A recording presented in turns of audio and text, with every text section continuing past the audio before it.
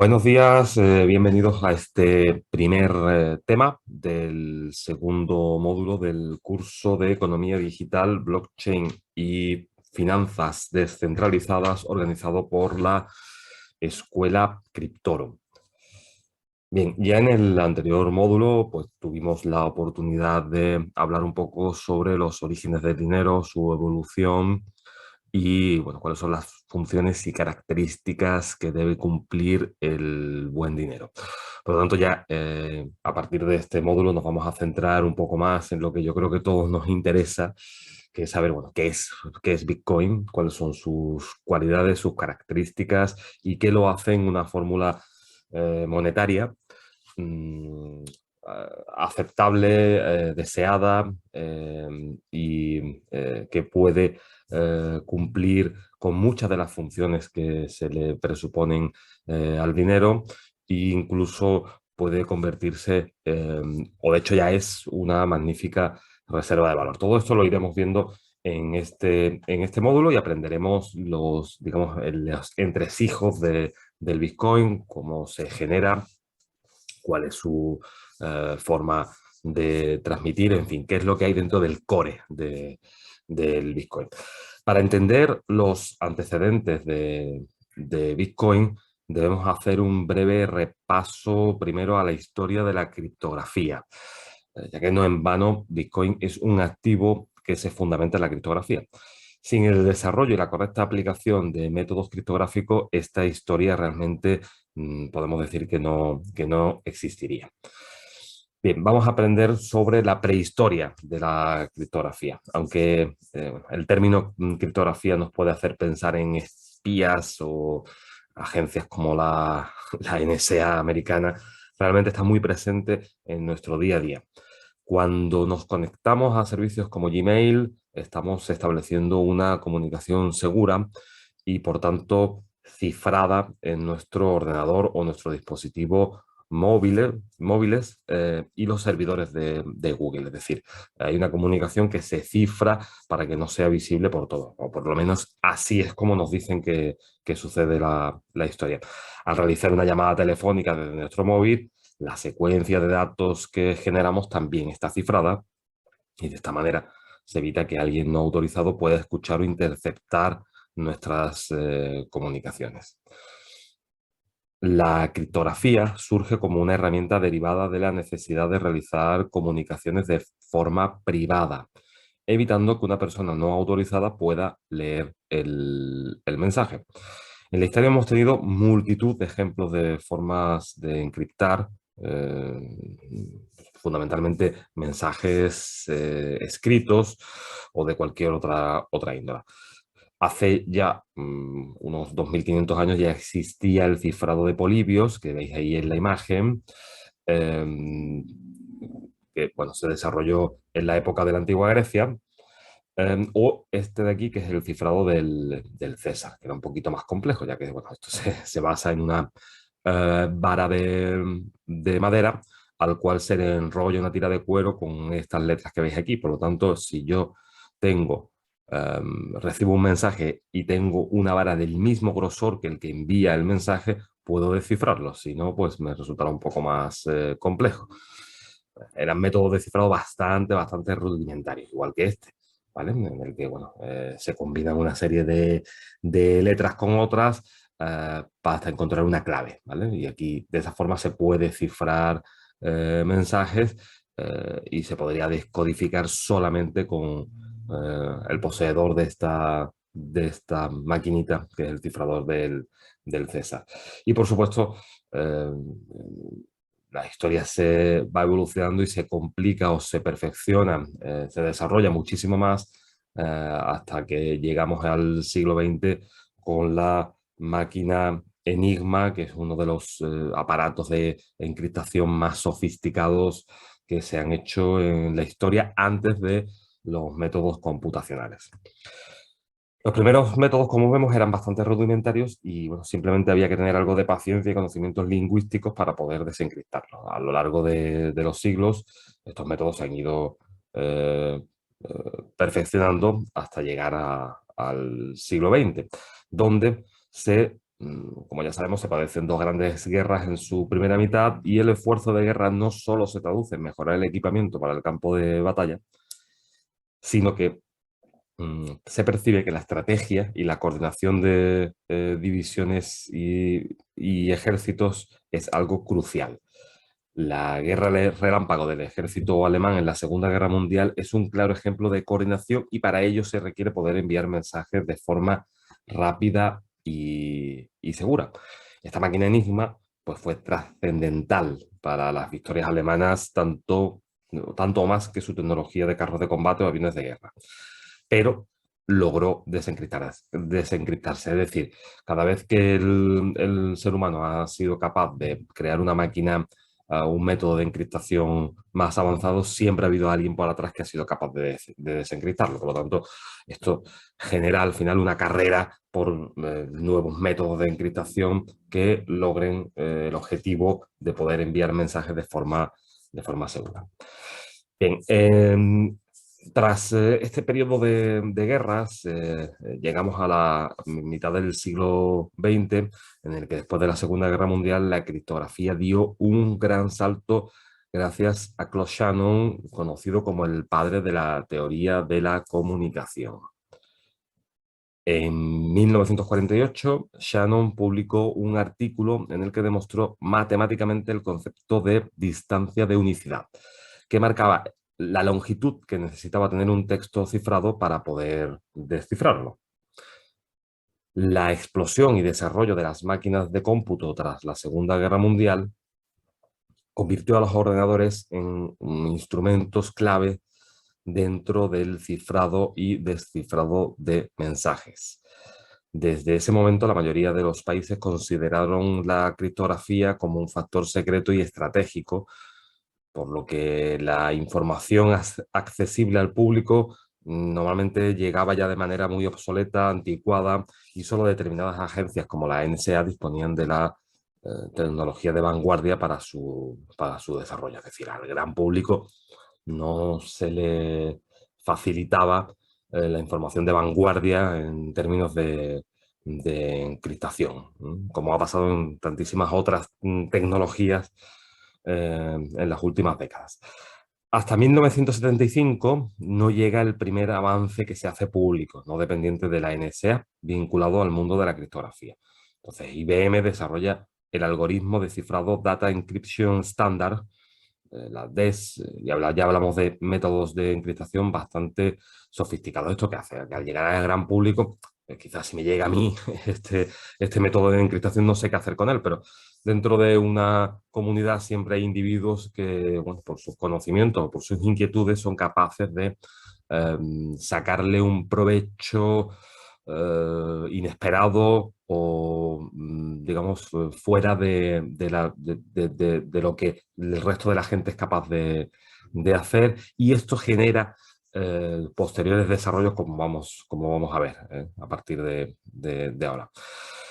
Bien, vamos a hablar entonces ahora de criptomonedas anteriores a Bitcoin, que sin duda se basan en métodos de encriptación, y esto tiene mucho que ver con todo lo anterior en el momento en el que se hace pública esta tecnología. Ya entramos en los últimos 40 años de la historia de la criptografía.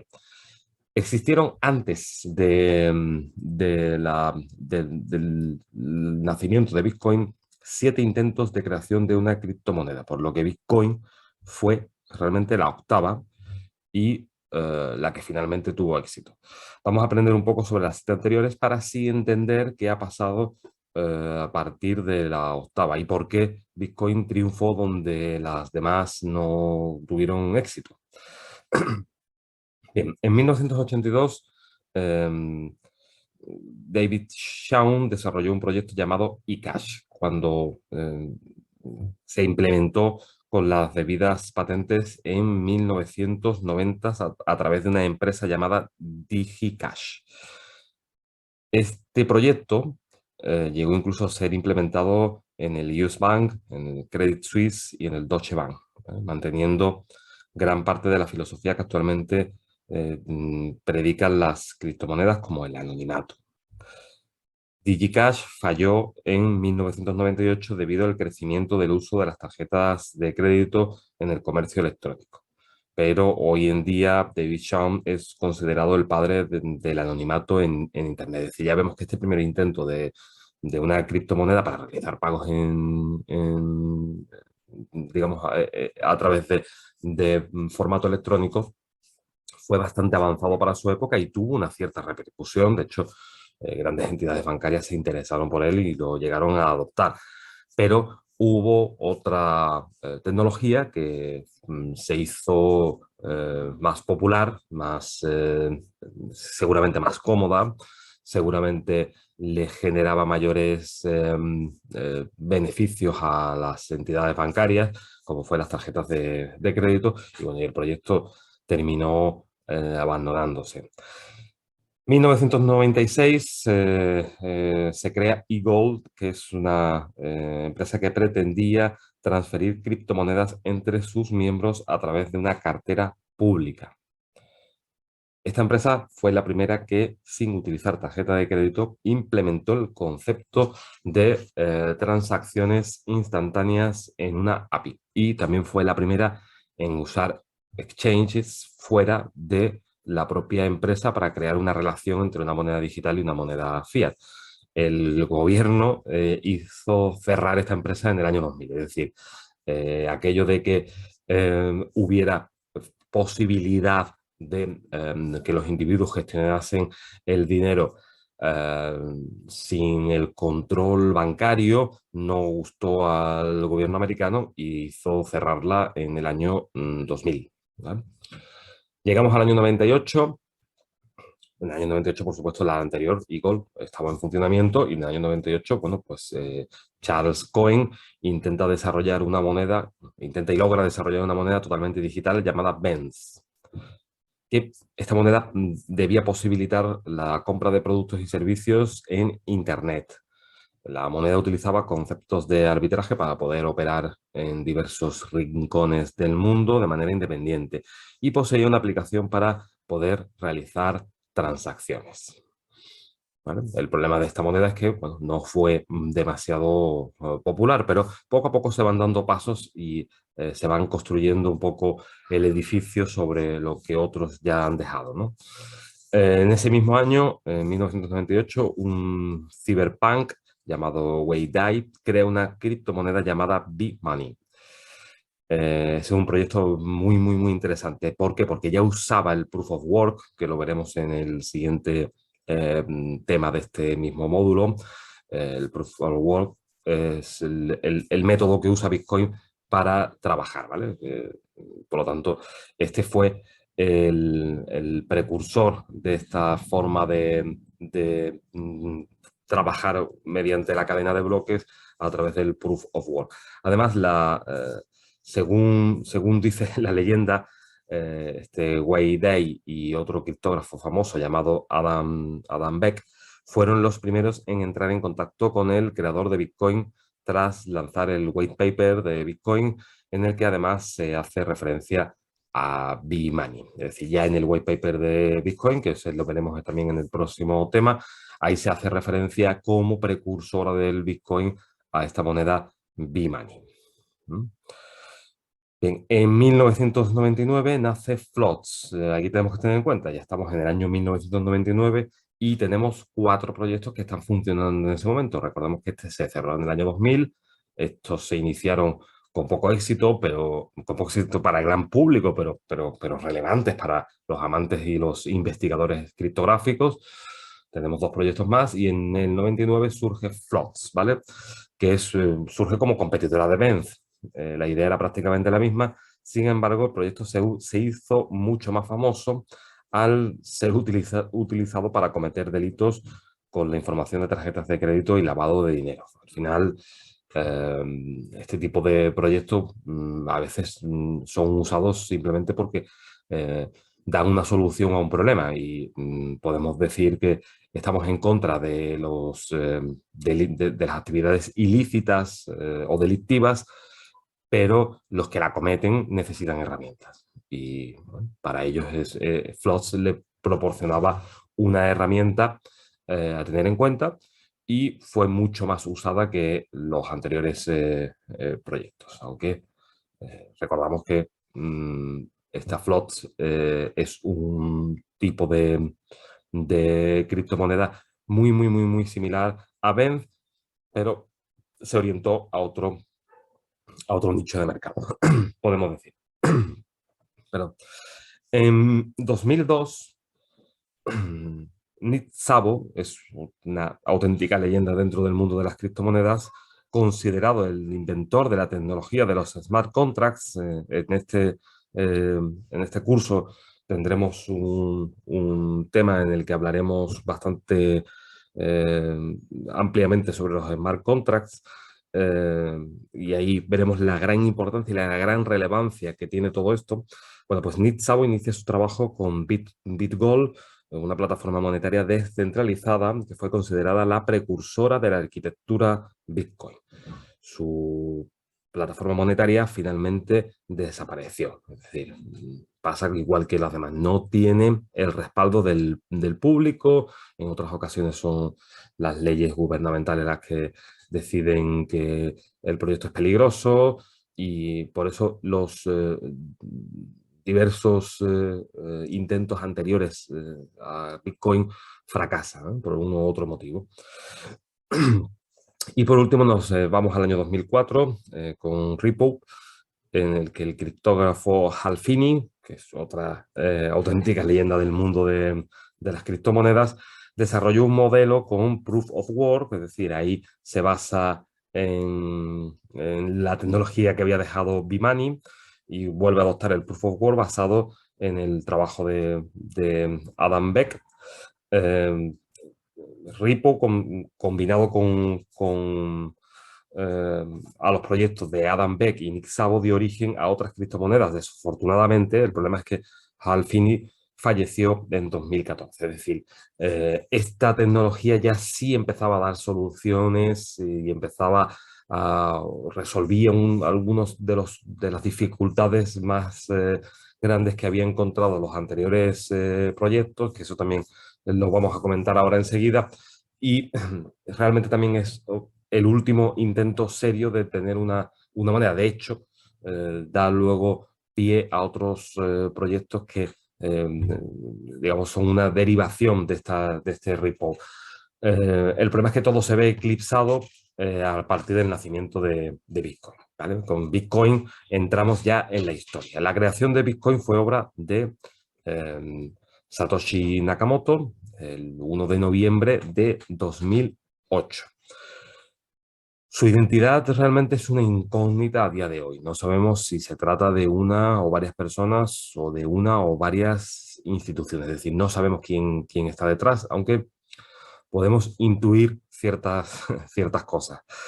Dicho día de noviembre de 2008, Satoshi Nakamoto publica en un foro sobre criptografía su white paper llamado Bitcoin a Peer-to-Peer Electronic Cash System, en el cual desarrolla las líneas maestras del nuevo dinero digital y propone el protocolo de transmisión y creación del dinero electrónico descentralizado. Entonces, bueno,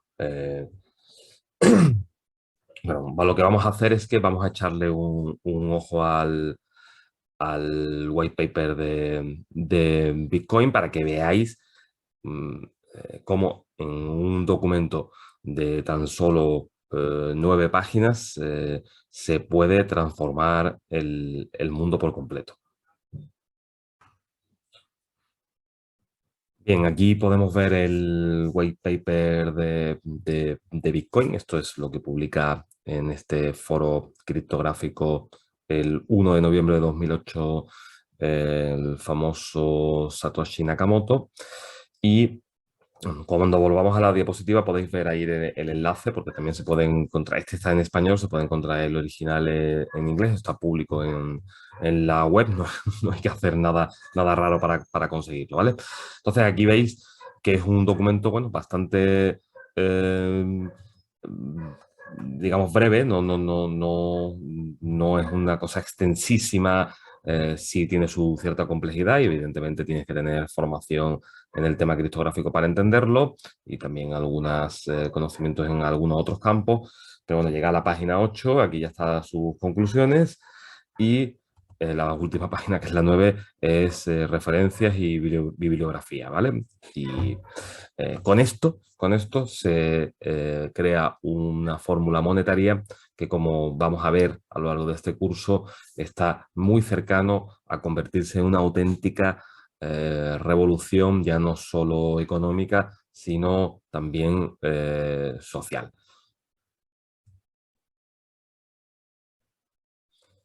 Bien, aquí volvemos a la diapositiva original y aquí podéis ver el enlace en el que podemos encontrar este white paper de Bitcoin, ¿no? Bitcoin.org, ¿vale?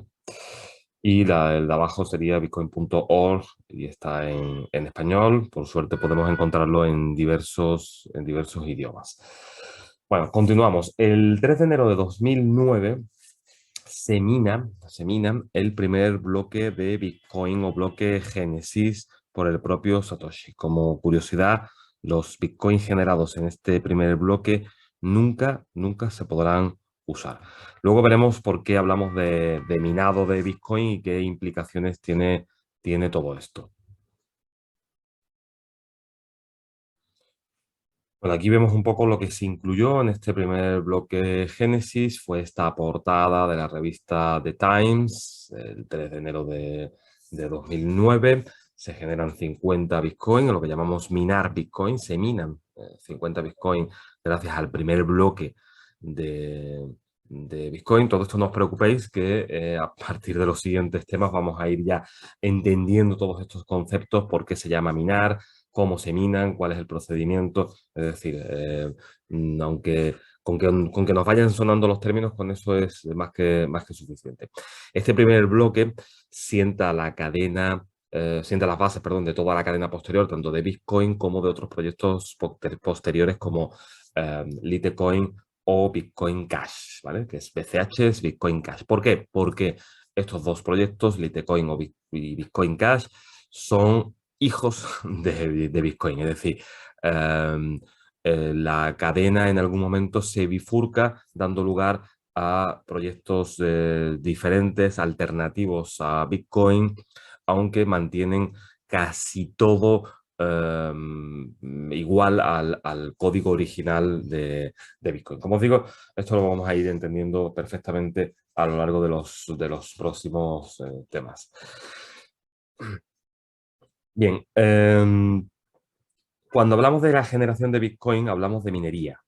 Y esto es lo que os decía. Cuando hablamos del bloque Génesis, decimos se mina el bloque Génesis. ¿Por qué? Bueno, pues el Bitcoin desde su origen ha tenido la aspiración de ser el oro digital o oro 2.0, ya que son muchas las semejanzas que tiene con el oro, pero la que aquí nos incumbe es que producir Bitcoin se vuelve más complejo a medida que se van extrayendo unidades, como con el oro, con el cual hay que profundizar cada vez más en la tierra para encontrar más cantidad, por lo que se vuelve más caro de extraer, igual que sucede con el Bitcoin. A medida que se van extrayendo Bitcoin, cada vez se vuelve más complejo, costoso, lento y vamos a tener que ir añadiendo capacidad de cómputo.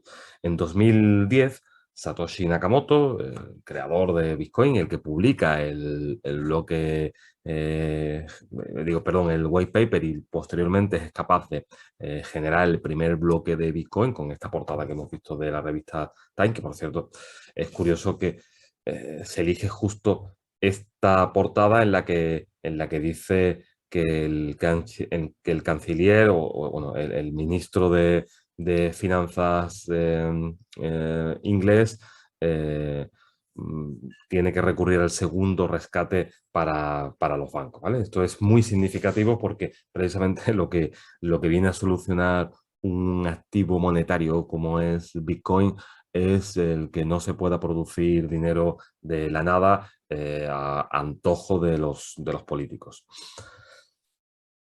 Bien.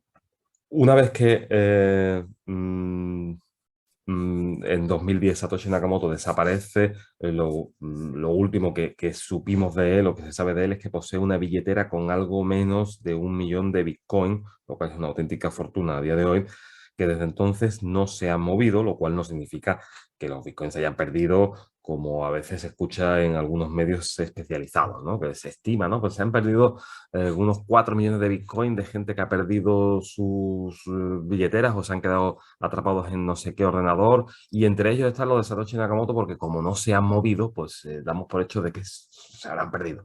Bueno, eso no tiene ningún sentido. Realmente, quien tenga las claves o pueda acceder a ese capital, por el motivo que sea, no quiere moverlos de momento. Sería una auténtica revolución en el mundo de las criptomonedas que un solo Bitcoin de los que minó Satoshi Nakamoto de pronto se moviese de cartera. Eso sería un antes y un después, desde luego. Poco a poco, una vez que desaparece Satoshi Nakamoto, y durante el tiempo que él está, digamos, creando comunidad, se suman otras personas al proyecto interesadas en el potencial de esta nueva forma de dinero digital y su particular manera de emisión. La posesión de este nuevo activo, bueno, se va dispersando y atomizando, y estas primeras personas son fundamentales ya que contribuyeron al fortalecimiento de la red Bitcoin en sus inicios, mejorando su protocolo y ayudando a solucionar problemas que se iban presentando. El 22 de mayo de 2010 se realiza la primera compra a cambio de Bitcoin. Laszlo Hayek consigue comprar un par de pizzas grandes por 10.000 bitcoins, bueno, lo que sería una fortuna a día de hoy.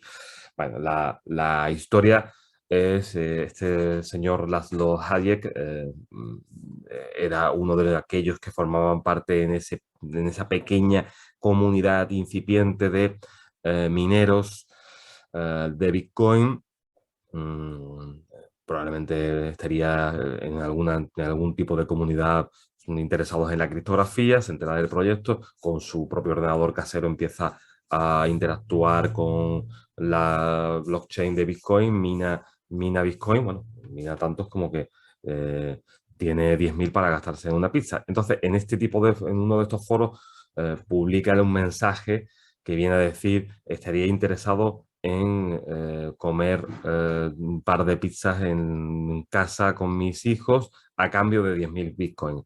Bueno, hay alguien que se da por aludido a este mensaje, va a la pizzería más cercana del domicilio de Laszlo Hayek y le entrega 2 pizzas a cambio de 10.000 bitcoins.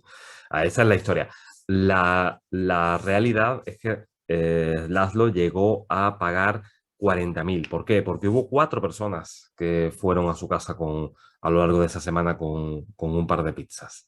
¿Vale? Entonces, es mucho peor la historia para Laszlo, que en su día disfrutó de las eh, 8 pizzas, porque fueron 4 entregas de 2 pizzas, en la comodidad de su hogar, pero se desprendió de 40.000 bitcoins. Imaginaos lo que se podría hacer hoy en día con ese dinero. Este acontecimiento, que desde luego es anecdótico, o además o puede parecerlo que es anecdótico, sin embargo es de una extraordinaria relevancia, ya que a partir de este día de mayo, del 22 de mayo de 2010, Bitcoin se convierte en un activo económico no solo con valor, sino con la capacidad de sustituir al dinero.